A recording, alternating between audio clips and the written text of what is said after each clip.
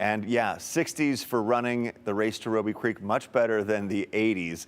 And the Race to Robie Creek is running into its 45th year this weekend. We did some quick recalculations during the break. It's 45, not 46. With its uphill and downhill course, Race to Robie touts itself as one of the toughest, if not the toughest, half marathon in the Northwest. Today, we are joined by committee member Brian Renscher. Brian, thank you so much for being here today. Thanks for having me. So how big's the field this year? 2023. Really? Isn't that an interesting number for this year? But I have a feeling that was intentional. I think it was. We used to be at about 2,400, and we just decided that our little finish area at the end and the spectators that come in, it's a better experience for everybody if we shrink that field. Just a little too crowded there. It is. Okay. Yep. So why is this considered the toughest half marathon in the Northwest? First, the time of the year. It's in the spring. Not everybody's trained like they would be in September or October. And another thing is, first 8.5 miles, gain about 2,500 feet in elevation, all one hill.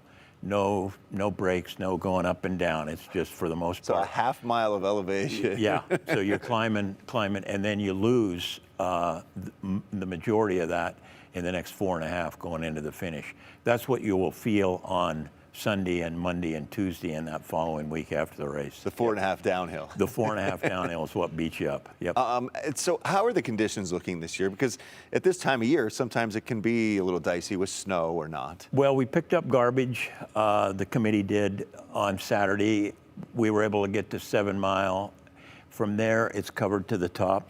Ada County Highway District was going to evaluate the hill and the course after the past warm temperatures over the past 2 days, and then they were going to kind of make a call today and tomorrow of what they're going to do. Plow it again.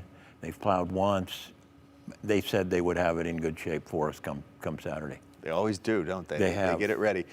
You told me that you've been on the committee for 30-some years. Correct. And that you've also run the race.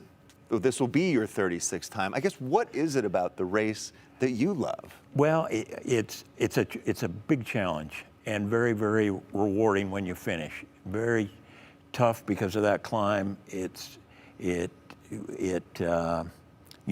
very rewarding when you cross that finish line. It gets pulls out your internal fortitude. Yes, it does.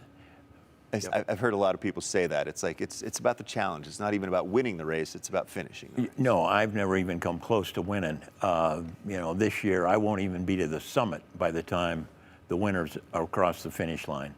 I get to enjoy more of the time out there because I'm out there for almost 3 hours. Because you're out there longer. Yeah. Well, I'll cheer you on. I'm in no shape at all to try to run that race. But, Brian, enjoy the race, I guess, and the experience, too, along with the other 2022 people. We will do it. Yep. All right. Thank you for coming in today. Hey, thank you. Thanks for having me. And the race starts at noon. At noon. On Saturday. We'll be right back.